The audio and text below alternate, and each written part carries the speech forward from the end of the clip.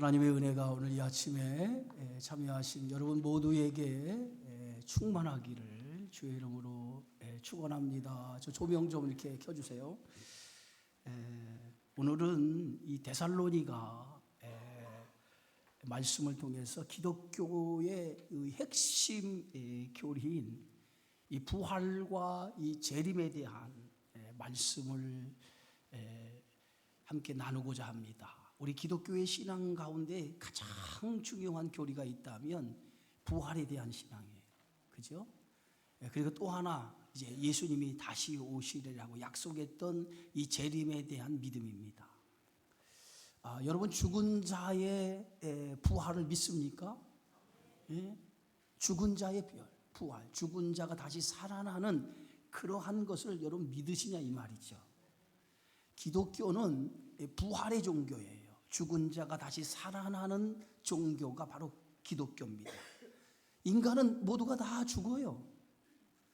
여러분 이 자리에 있는 여러분 우리가 천년 만년 사는 거 아니잖아요. 언젠가는 우리가 다 죽습니다.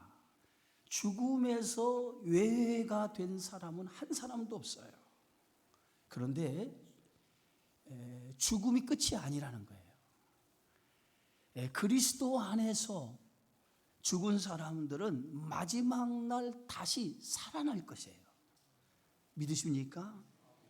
예수님께서 요한복음 11장의 나사로의 그 죽음에서 이렇게 말하죠. 나는 부활이요 생명이니 나를 믿는 자는 죽어도 살겠고 무릇 살아서 나를 믿는 자는 영원히 죽지 아니하리라. 이것을 내가 믿느냐라고 말씀하셨어요. 예수님은 우리에게 죽음이 끝이 아닌 것을 우리에게 보여주셨어요. 자신이 십자가에 달려 죽으신 다음에 사흘 만에 다시 살아나심으로 인해서 죽음이 끝이 아니다, 다시 살아나는 것을 직접 자신의 부활하심을 통해서 우리에게 보여주셨습니다. 예수님이 다시 살아나는 것에 대해서 많은 사람들이 직접 예수님의 부활을 목격을 했어요.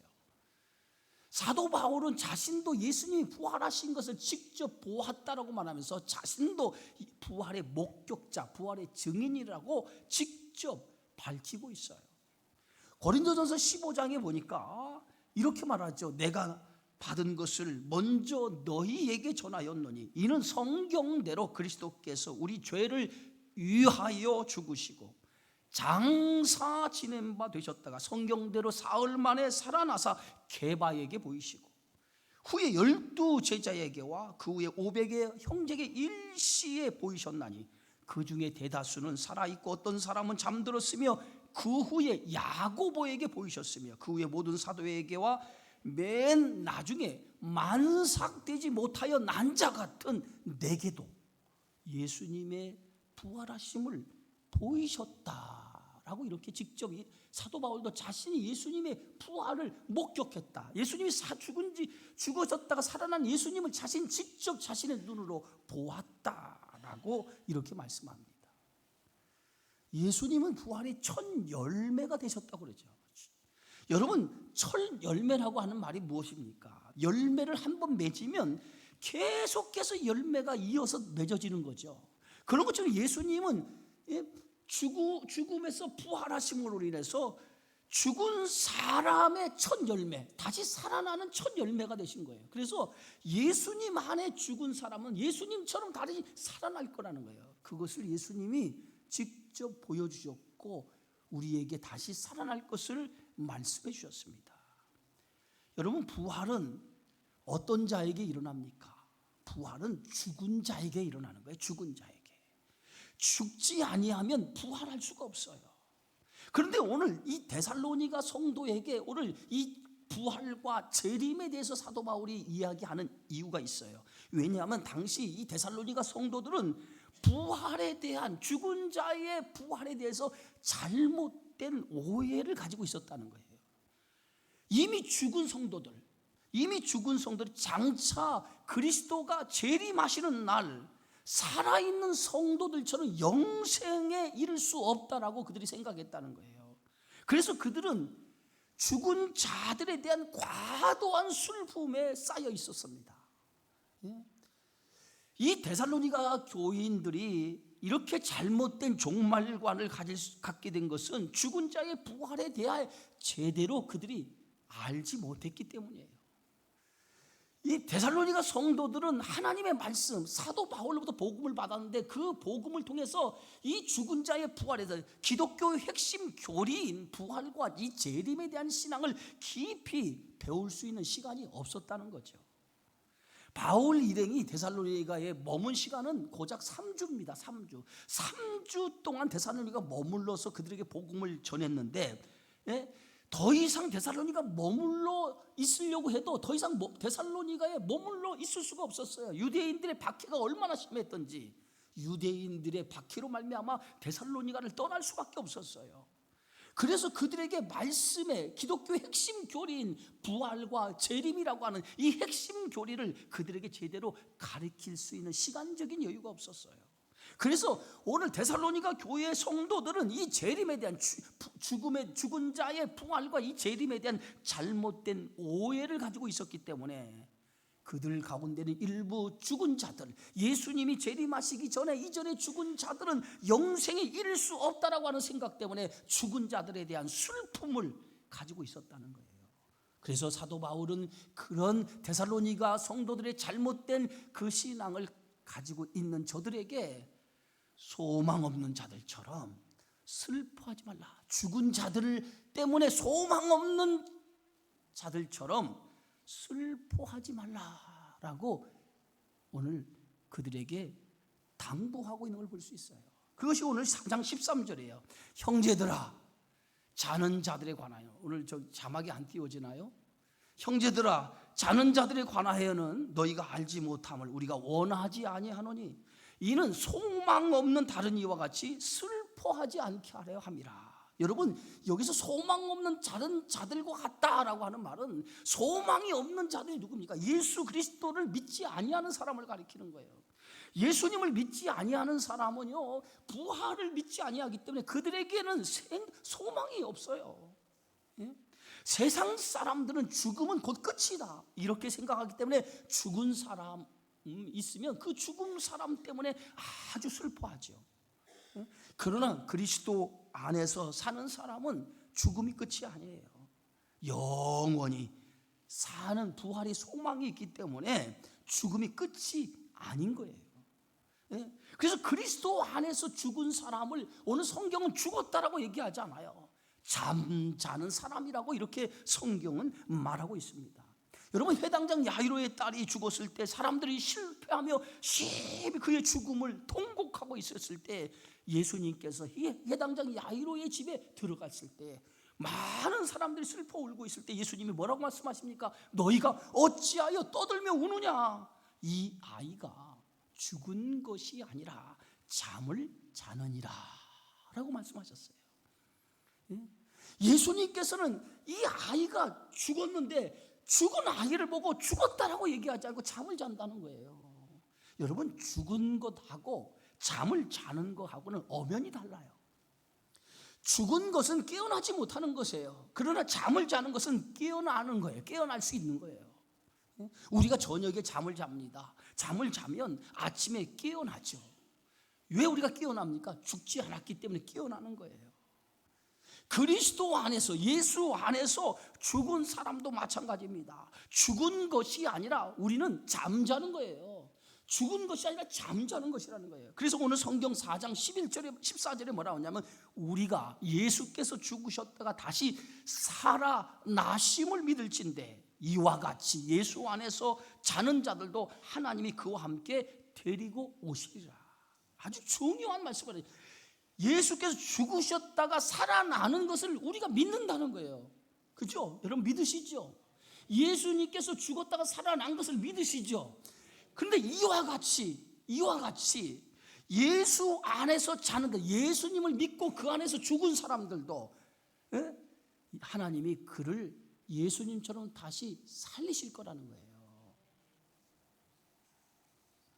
죽음은 영원한 생명을 얻기 위한 하나의 과정입니다. 여러분, 죽어야만 사는 거예요. 죽지 아니하고서는 부활을 할 수가 없어요. 그래서 부활은 누구에게 일어나냐? 죽은 자에게 부활이 일어나는 거예요. 죽은 자에게. 산 자에게 부활하는 게 아니에요. 죽은 자에게, 반드시 죽은 사람에게 부활이 일어나는 거지 산 사람에게 부활이 일어나는 게 아니에요. 이대 총장을 지냈던 김한란 박사님의 유명한 일화가 있어요. 이 김한란 박사님이 죽기 전에 이렇게 유언을 했어요. 내가 죽거든 내가 죽음으로 인해서 슬퍼하지 말라. 그리고 내가 죽거든 그 죽음으로 슬퍼하지 말고 울지도 말라. 그리고 내가 죽은 다음에 장례 예배 때 그 장례 찬송을 부르지 말고 내가 그날은 천국에 입성하는 날이니까 천국 환송, 천국에 들어가는 환송 찬송을 불러달라라고 이렇게 유언을 했어요. 왜냐하면 자신이 평생 그리스도 안에 살다가 그가 소망하고 그가 믿은 대로 천국에 들어가는 날이란 말이에요. 그날이 자기가 죽은 날이 뭐예요? 천국에 입성하는 날이기 때문에 얼마나 복된 날입니까? 이 날이 천국에 들어가는 날이니까. 그러니까 이 천국에 들어가는 날이 가장 기쁜 날이기 때문에 그날 환송의 찬양, 천국에 들어가는 입성의 개선 찬송가를 불러달라는 거예요. 할렐루야. 그리스도인들의 삶은요, 이 땅이 전부가 아니에요.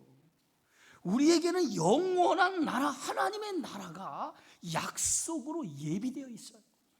그래서 바울은 빌립보 교인들에게 이렇게 말해요. 우리의 시민권은 저 하늘에 있는지라.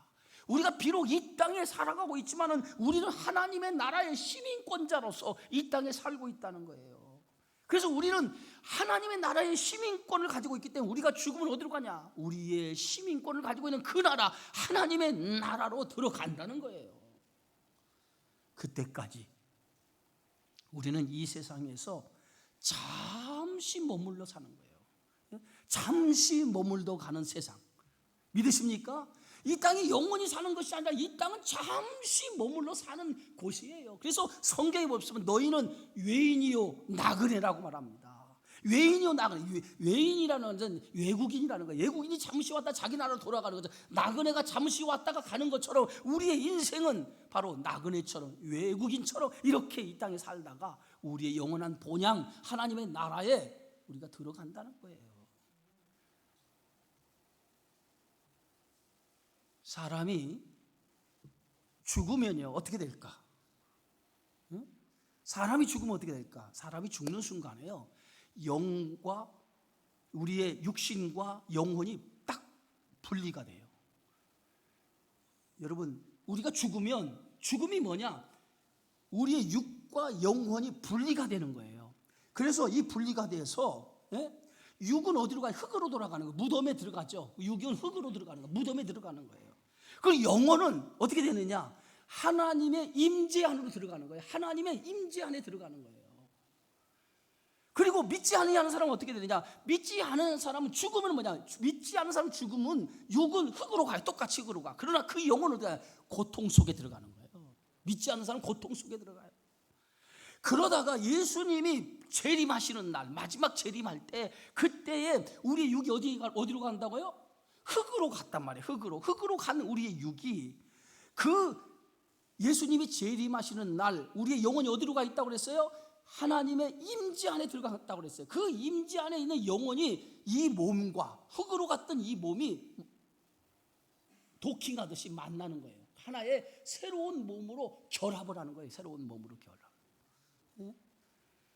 그것이 뭐예요? 바로 성경에서 말은 부활이에요. 부활. 그게 성경에 말하는 부활이에요. 우리가 믿는 부활은 영혼만 부활하는 게 아니에요. 어떤 그리스도인들이 우리가 부활할 때 부활은 우리의 영혼이 부활하는 거다. 육은 부활하지 않는 것이다. 이렇게 얘기하는 사람들이 있어요. 그건 잘못된 신앙이에요. 잘못된 믿음이에요. 성경을 잘못 알고 있는 거예요. 우리가 마지막 날 살아나는 것은 우리의 몸과 우리의 영과 혼이 다 부활하는 거예요. 그런데 지금 우리가 입었던 이 몸으로 부활하는 게 아니에요. 우리가 이 몸으로 부활하는 게 아니라는 거예요. 자, 여러분 우리가 고백하는 사도신경의 마지막 부분이 어떻게 고백하냐 하면 우리 사도신경을 보면 우리가 오늘도 사도신경을 고백했잖아요. 죄를 사해 주시는 것과, 그죠? 죄를 한번 따라해 봅시다. 죄를 사해 주시는 것과 몸이 다시 사는 것과, 그 다음에 뭐예요? 영원히 사는 것을 믿습니다. 이게 우리의 신앙의 고백이란 말이에요. 이 신앙의 고백은 여러분들 주문처럼, 내가 보면 신앙의 고백을 할 때 주문처럼 전능하사 천지를 만드신 하나님 아버지를 내가 믿사오며 그 외아들 우리 주 예수 그리스도를 믿사오니, 막 마치 주문처럼 외우는 성도가 있어요. 이건 주문이 아니에요. 사도들의 신앙의 고백인데, 이 사도신경은 사도들의 신앙의 전통을 계승해서 그 믿음이 우리의 믿음이 되었다라고 하는 신앙의 고백을 담아놓은 게 사도신경이에요. 그래서 내가 수요일날 사도신경을 강의한 적이 있어요. 근데 마치 막 주문을 외우듯이 사도신경을 막 불이 나게 막 외워버려요. 그래서 제가 사도신경을 천천히 하는 거예요. 우리 신학교 다닐 때는 사도신경을 고백할 때 그렇게 고백하지 않아요. 십자가 딱 바라고 오른손 가슴에 떡 손을 얹고 전능하사 천지를 만드신 하나님 아버지를 내가 믿사오며, 두 눈 똑바로 뜨고 사도신경을 보면서 읽으면서 고백하게 해요. 왜? 이게 뭐기 때문에? 신앙 고백이기 때문에. 그래서 사도신경이 뭐냐면 우리가 믿는 신앙을 완전히 그 안에 담아놓고 있는 게 사도신경이에요. 그래서 사도신경의 마지막 죄를, 우리의 죄를 사해 주시는 것과, 누가 사해 주셨어요? 그리스도께서 우리의 죄를 사해 주셨단 말이에요. 믿으십니까? 믿으세요? 믿으셔야 돼요. 주님이 내 죄를 사해 주신 것, 그걸 고백하는 거예요. 그리고 그 사해 주신 것을 통해서 우리의 몸이, 죽은 몸이 다시 사는 거예요. 예? 그리고 뭐예요? 그 몸과 영혼이 결합되어 가지고 영원히 하나님의 나라에 사는 것이 그 영원한 생명 부활이에요. 그래서 부활한 성도의 몸은 지금 우리의 몸이 아니에요. 지금 우리와 있는 똑같은 몸이라고 생각하면 안 돼요. 전혀 다른 몸, 예? 전혀 다른 몸, 영의 몸, 신령한 몸을 입게 되어지는데요. 예? 그래서 예수님이 부활하셨을 때에 그 이른 새벽에 여인들이 예수님의 시신에 향유를 바르려고 예수님의 시신이 있는 곳을 찾아가죠. 찾아가면서 그들이 하나의 큰 걱정이 있었어. 어떤 걱정이 있었냐면, 예수님의 시신이 놓여있는 그 무덤 입구를 큰 돌로 막았단 말이에요. 장정도 그 돌을 옮길 수 없을 정도로 큰 돌로 그 입구를 막아놨는데, 예수님의 시신에 향유를 바르려면 그 입구를 막아놓은 돌을 치워야 되는데 누가 치울까 염려하면서 예수님이 계신 무덤을 향해 갔다고 그랬어요. 막상 무덤에 가보니까 그 무덤문이 활짝 열린 거예요. 그 누가 큰 돌을 옮겨 놓은 거예요. 그래서 그 시신이 있는, 예수님의 시신이 놓여 있는 곳으로 가보니까 유대의 무덤은 우리가 생각하는 시신을 묻고 흙을 덮는 무덤이 아니에요. 굴 속에 시신을 갖다 얹어 놓는 거예요. 그 굴 안에 굴을 파서 그 굴 속에다가 시신을 갖다 놓고 나오는 거예요. 그 다음 또 죽으면 거기다 갖다 놓고. 이게 유대의 무덤이거든요. 들어가 보니까 예수님이 시신이 보이질 않은 거예요. 이미 돌이 옮겨졌다. 이게 뭐냐면 예수님의 부활하신 몸이 시간과 공간을 제약을 받지 않고 통과했다는 거예요. 제자들이 예수님이 십자가 달려 죽었을 때 제자들이 두려워서, 자신들을 붙잡혀서 죽을까 봐 두려워서 문들을 굳게 잠궜다고 그랬어요. 그리고 그들이 숨어서 지내고 있을 때 그 사이에 누가 들어갑니까? 부활하신 예수님께서 그 문을 굳게 잠근 그 문을 뚫고 간 거예요. 예수님의 몸은 제약을 받지 않았다는 거예요. 이게 무슨 몸이에요? 부활의 몸이에요. 부활의 몸. 네? 자, 오늘 고린도전서 15장 42절 성경을 한번 찾아봅시다. 여러분 지금 자막이 안 띄워져서 그래요. 자막이, 제가 일부 예배 때 자막을 띄웠는데 자막을 하다가 뭐 고쳤는지 뭐였는지 지금 자막이 안 띄워져요. 자, 여기 여러분 졸지 마시고 고린도 전서 15장 42절 44절 우리 말씀을 한번 봅시다. 자, 한번 읽어봅시다. 42절 45절 44절까지 시작. 죽은 자의 부활도 그와 같으니 썩을 것으로 심고 썩지 아니할 것으로 다시 살아나며. 보세요.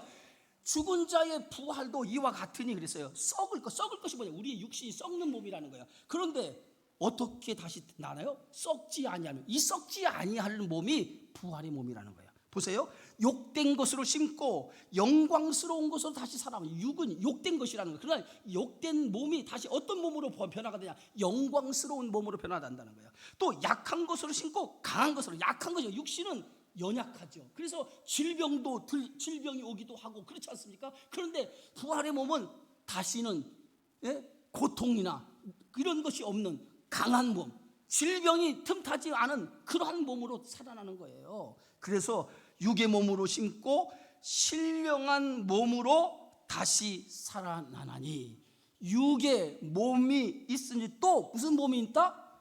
영의 몸도 있다는 거예요. 이게 부활의 몸이에요.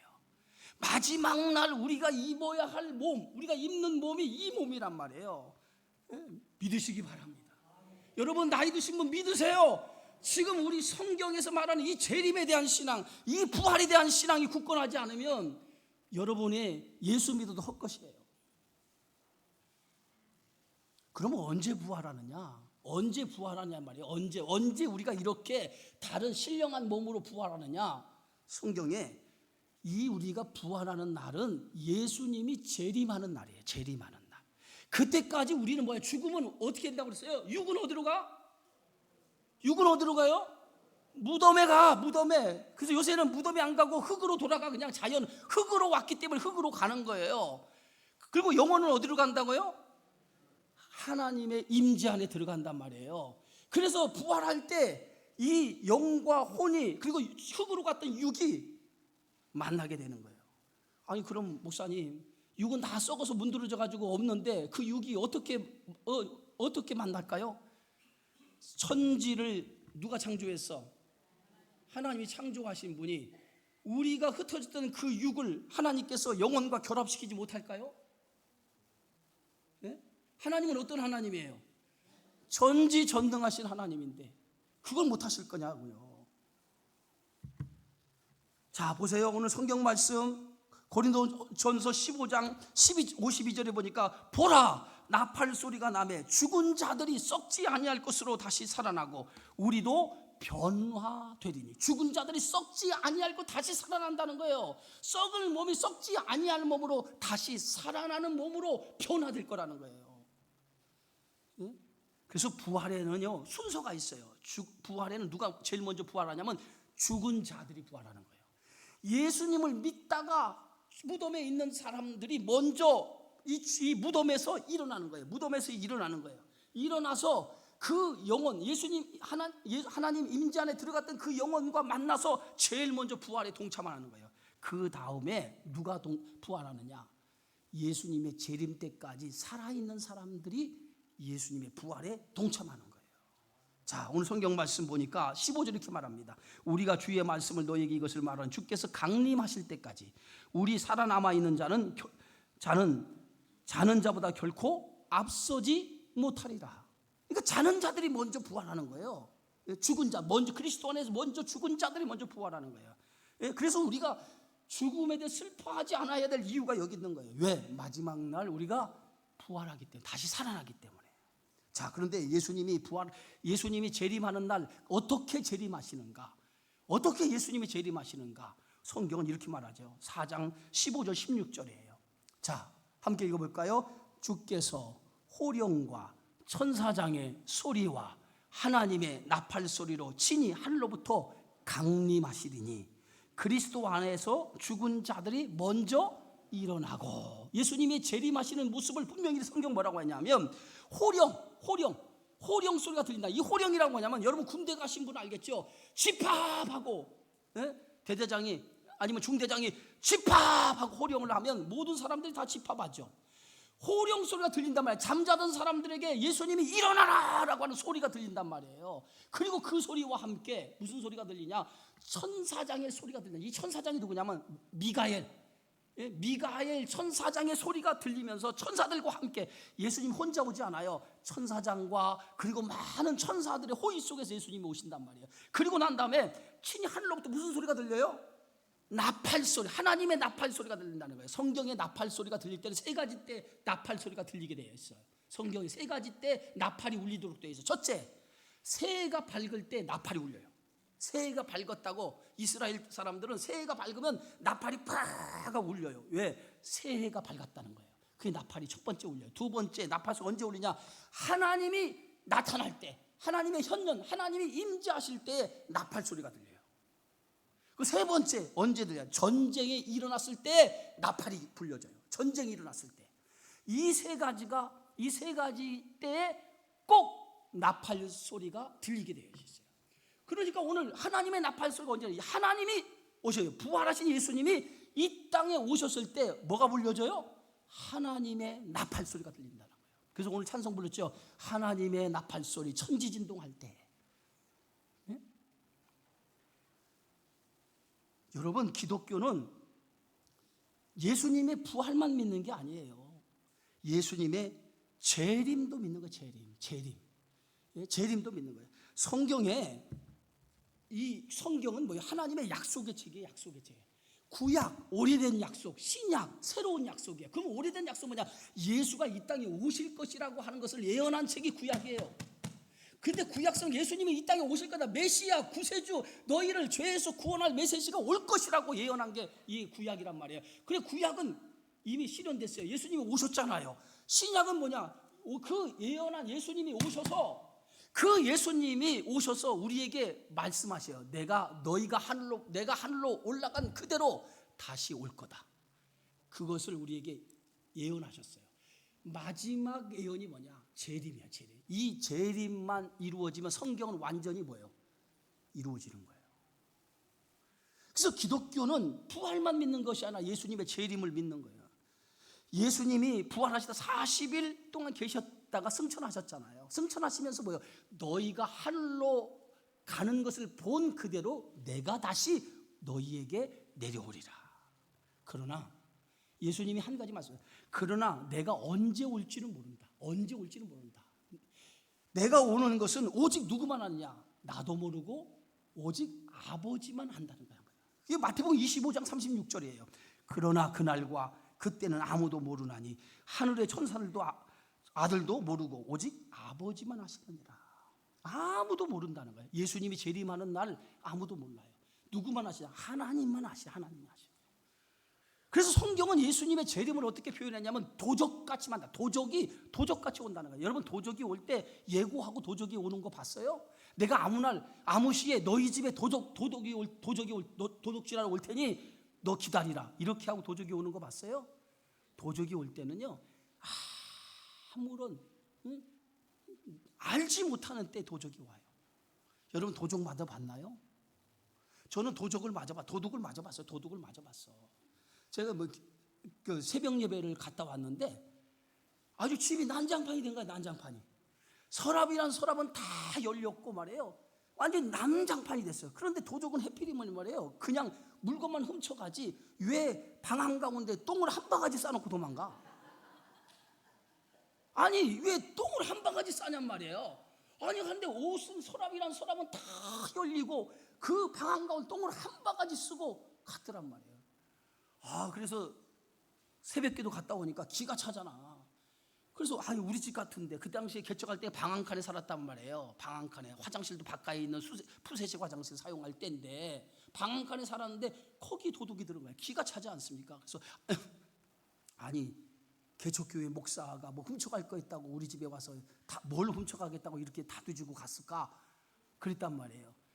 그래서 잊어먹을 것이 없으니까. 근데 막상 가서 뒤져보니까 정말 잊어먹을 게 있더라고요. 가져갈 게 있더라고요. 애들 돌반지 이런 거 들어온 거 다 가져갔더라고요. 네? 도둑이 좀 예고 좀 하고 찾아오지. 예고 없이 찾아와서 다 훔쳐갔더란 말이에요. 예수님의 재림도 마찬가지예요. 예고 없이 찾아오는 게 아니에요. 예고하고 찾아오는 게 예고 없이 찾아온다는 거예요. 그래서 마태복음 25장에 보면 신랑을 맞이하기 위해서 10명의 신부들이 신부를 기다리지 않습니까? 그런데 신랑이 약속한 시간에 오지 않아요. 약속한 시간에 오지 않으니까 신부들이 신랑을 기다리다가 지쳐서 졸기 시작하는 거예요. 졸다가 잠이 들었어요. 한밤중이 되었는데 갑자기 어디선가 신랑이 왔다라고 하는 소리가 들리는 거예요. 그래서 잠에서 벌떡 깨어가지고 신랑을 맞이하기 위해서 등을 밝히고 나가는데 그만 잠자는 사이에 그 등에 있는 기름이 다 타버린 거예요. 그래서 기름을 넉넉하게 준비한 그 신부들은 기름을 마저 채워가지고 등을 밝히고 신랑을 맞이하러 갔고, 등을 넉넉하게 준비하지 못한 처녀들은 기름을 더 사기 위해서 나간 사이에 신랑이 왔다가 가버린 거예요. 여러분, 이게 뭘 의미하니까 신랑이 언제 올지 모른다는, 이건 재림에 대한 거 있잖아요. 재림에 대한 예화 아니에요? 예? 예수님이 언제 오는지 우리 예고 없이 온다는, 그 예고 없이 오기 때문에 우리가 어떻게 있어야 돼요?